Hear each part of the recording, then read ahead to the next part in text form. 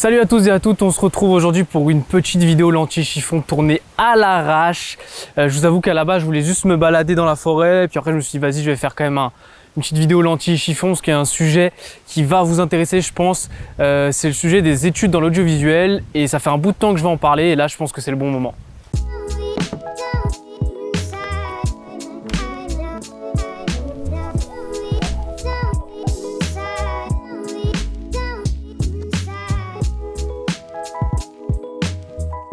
Donc voilà, je me balade tranquillement en forêt. Là, on va arriver dans un spot que je connais très bien. C'est une maison abandonnée qui est ultra connue vers chez moi.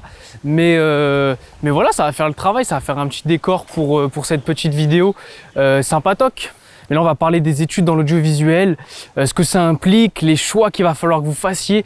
Cette vidéo, elle est vraiment adressée à des gens qui n'ont pas encore vraiment démarré dans l'audiovisuel ou dans la vidéo en règle générale.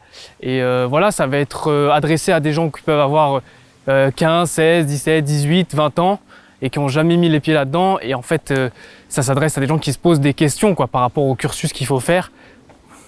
On y est. Au cursus qu'il faut faire. Et est-ce que ça vaut le coup de faire des études tout simplement ou est-ce qu'il faut commencer? Voilà, je vais aborder un peu ces questions-là. On y va, je me pose et on attaque ça.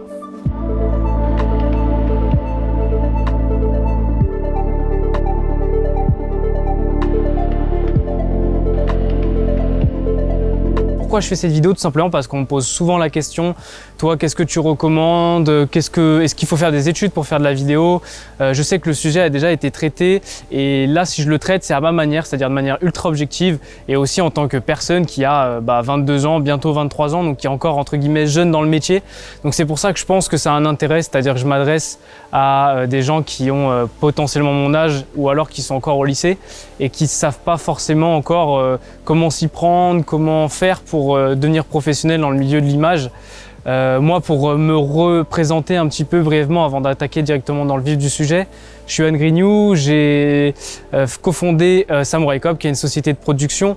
On fait des vidéos de communication, du documentaire, du clip, on fait plein de choses différentes et j'ai commencé à l'âge de 15 ans, même 12 ans en montage et à 15 ans après en vidéo, donc j'ai pratiqué très jeune et si j'ai pratiqué c'est grâce ou en tout cas à cause d'un de mes meilleurs amis qui est sportif de haut niveau et qui m'a demandé un jour de faire une vidéo parce qu'il savait que j'aimais bien faire du montage et du coup j'ai commencé petit à petit à faire de la vidéo et de l'image.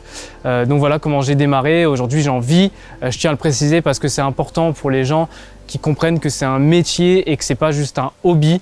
Moi personnellement mon cursus ça a été quoi? J'ai fait un bac S, sciences de l'ingénieur et après j'ai directement fait un BTS audiovisuel.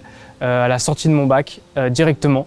J'ai fait un BTS privé, je tiens à le préciser, qui s'appelle l'EMC. Ça importe peu, je suis pas là pour faire la promotion de l'EMC. Et après, en fait, au moment où je passais mon diplôme, j'ai directement commencé j'ai directement signé les statuts de ma société avec Antoine Ouray, je lui fais une petite dédicace.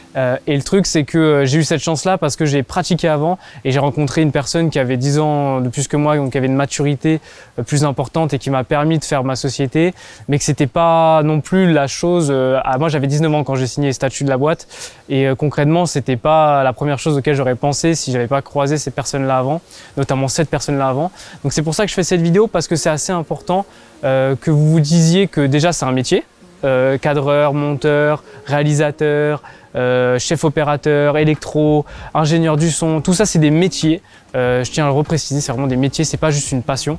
Et c'est pas parce que c'est votre passion que c'est pas un métier. Moi, le premier conseil que je vous donnerais dans cette vidéo, c'est de pratiquer. Et s'il vous plaît, pratiquez. Parce que des gens qui sont arrivés en BTS et qui n'avaient jamais touché un appareil photo ou jamais fait de la musique ou jamais juste expérimenté dans leur domaine de prédilection, j'en ai vu plein et qui payaient des écoles à 7 ou 8 000 € par an sans avoir jamais essayé pour voir si tout simplement ça leur plaisait. Parce que c'est un métier qui est particulier et il faut vraiment pratiquer avant de se lancer dans des études qui coûtent extrêmement cher. Ça c'est le premier gros énorme conseil que je vous donnerais, c'est-à-dire pratiquer, s'il vous plaît, pratiquer. Ensuite la deuxième chose, moi j'ai commencé, donc j'étais encore en première, même en seconde, même avant j'ai commencé un peu au collège, mais vraiment à pratiquer de manière plus régulière et surtout à faire de l'image. La deuxième chose, c'est que je vous dirais de commencer par les bases. Là, pour ceux qui veulent faire de l'image, je vous dirais de commencer par la photographie. Vous n'avez pas besoin d'avoir un appareil à 3000 € ou un appareil photo à je ne sais combien, des objectifs à je ne sais combien. Vous pouvez commencer avec un appareil qui coûte 300 ou 400 € et commencer à expérimenter les bases du triangle d'exposition, les focales, qu'est-ce que c'est, etc. Sur YouTube, il y en a un millier des tutoriels pour expliquer ça. Moi, j'ai appris comme ça. Très honnêtement, j'ai appris grâce à YouTube. Et ça, ce serait mon deuxième conseil. En son, c'est pareil. Commencer à télécharger des sons, des logiciels. Je vous incite pas à craquer, mais bon, c'est un peu ça. À commencer à soit faire de la musique, soit tout simplement enregistrer des sons avec votre téléphone, à essayer de les mixer, essayer de faire des essais ou alors aller voir des associations qui vont vous proposer d'expérimenter, de rencontrer des gens qui sont dans le métier. C'est super important pour votre réseau et aussi pour vous, pour tout simplement savoir si vous aimez ça. Ça, c'est la deuxième chose. Et le troisième gros conseil, c'est les écoles ou non. En fait, je connais des techniciens qui ont fait des écoles, je connais des techniciens qui ont fait des BTS, je suis désolé, je bafouille un petit peu, et j'en connais d'autres qui n'ont fait aucune école et qui ont été simplement à l'école naturelle, c'est-à-dire ils ont pratiqué et sans faire de diplôme en fait. Et ça, c'est très pareil français, j'ai envie de dire, mais on a besoin d'avoir un diplôme et à la limite, je vous encourage à avoir un diplôme. Personnellement, j'ai fait un BTS parce que on m'a recommandé de faire des études là-dedans, etc. Ça m'a quand même apporté des bases théoriques solides. Je ne vais pas dénigrer le BTS, loin de là. Et concernant les écoles, vous avez plusieurs types de directions on va dire que vous avez des directions à choisir. Soit vous avez la direction école, qui est une direction de 3-4 ans si vous prenez une prépa, qui coûte quand même très cher, 7 à 8 000 € par an, avec un stage de fin d'année, fin de troisième année il me semble, qui est assez long, troisième ou quatrième année si vous avez fait une prépa. Et qui va dans ces écoles, moi j'ai pas fait cette option là, mais de par toutes les personnes que je connais qui l'ont fait, ça va vous apprendre pareil l'ensemble des métiers un petit peu et en même temps vous allez devoir vous spécialiser au bout d'un moment pour choisir un métier, donc dans la lumière, dans le son, dans le cadre. Ça va vous donner une vision assez large. Je vous avoue que moi je suis pas ultra fan parce que ça me correspondait pas, c'est-à-dire que moi j'avais besoin de rentrer dans le concret directement. L'école va vous permettre de vous laisser un peu plus de temps pour décider. Je suis désolé, il y a un peu de vent donc c'est normal s'il y a un petit bruit de fond. Ça va vous permettre de décider, ça va vous aider à décider qu'est-ce qui vous plaît le plus dans chaque métier et du coup vous aider à vous spécialiser et ne pas directement vous spécialiser. A l'inverse, le BTS, lui, il va falloir que vous décidiez directement si vous voulez aller faire du son, de l'image, du montage ou de la production, gestion de production même pour être exact. Et du coup, directement, il y a un choix, vous allez devoir évincer toute une partie du métier. Ça va être beaucoup plus spécialisé. Les écoles privées, il y a des écoles publiques pour les BTS. Pour les privés, je parlais de privés parce que moi j'ai fait une privée. L'avantage, c'est que si vous le faites en alternance, vous pouvez, si vous trouvez un employeur, il y a l'OPCA, l'OPCA, qui va prendre en charge le prix de l'école et ça c'est très avantageux, notamment si vous n'avez pas 7 ou 8 000 € à mettre dans l'école. C'est vraiment l'avantage je dirais du BTS, c'est à la fois qu'on va être directement dans le concret parce que du coup on est en alternance. Moi j'étais en 2 semaines, 2 semaines j'étais à Canal+, 2 semaines j'étais à l'école, donc c'est très très intense. En plus on fait des horaires de nuit parfois, etc. C'est vraiment très intense, mais en même temps c'est comme ça qu'il est le métier, c'est-à-dire vraiment intense et en fait, ça nous permet de rentrer dans le concret directement, pas de chipotage, pas de théorie sur un tableau blanc pendant 3 ans. On y va et on rentre dedans, quoi. Et c'est une façon de voir le métier. Moi, je vous avoue que je suis plus dans cette philosophie-là. Le fond de tout ça, c'est d'avoir un travail, c'est de faire ce qu'on aime, mais c'est aussi de pouvoir en vivre. Donc, c'est de trouver un juste équilibre entre vos compétences, ce que vous allez acquérir en compétences et tout simplement la manière dont vous allez ramener aussi vos clients ou alors tout simplement la manière dont vous allez être appelé par des équipes qui vont vouloir travailler avec vous.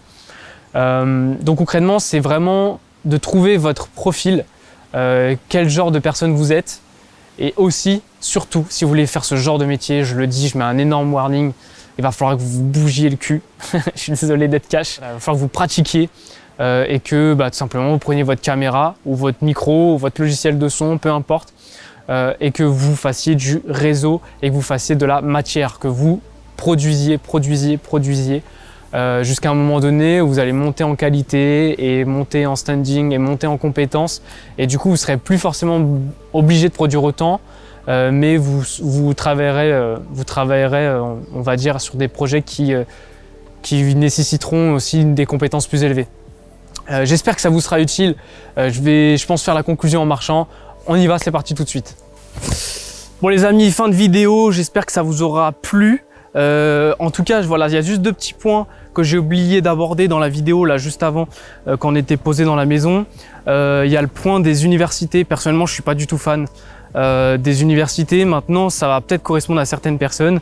Ça dépend vraiment de votre genre. En allant dans une université, vous allez aborder beaucoup plus des choses théoriques sur le métier, sur ce que c'est que la réalisation, sur l'histoire de l'art, etc. C'est très bien, mais c'est pas du tout dans la pratique. J'ai vu beaucoup de personnes faire des universités et après aller dans faire des écoles tout simplement. Donc voilà, faut juste que vous sachiez ça. Si vous vous engagez dans une université, ça sera de ce genre-là. Et ensuite, il y a un autre point, c'est les gens qui sont âgés, ou en tout cas qui ont plus de la trentaine. N'hésitez pas, franchement, n'ayez pas peur. Je sais que la transition peut faire peur parce que souvent quand on a 30 ans, on a plus d'engagement. Mais je connais des excellents chefs opérateurs qui ont commencé à 30 ans et il faut juste, faut juste y aller à fond quand on y va à cet âge-là. Il faut y aller à fond. Et il faut y aller quoi. Il faut se bouger, c'est pareil. Donc j'espère que la vidéo vous aura plu. N'hésitez pas à commenter, donner votre avis, donner vos retours sur expérience pour les autres personnes et à cliquer sur la cloche, activer les notifications, lâcher votre like. Voilà, allez voir l'anti-chiffon, il y a plein d'autres choses. Samouraï TV, il y a plein d'autres choses aussi. On est en train de lancer plein de séries là en ce moment. Donc let's go. Et puis on se retrouve pour la prochaine vidéo. Peut-être que je referai une vidéo sur ce sujet-là.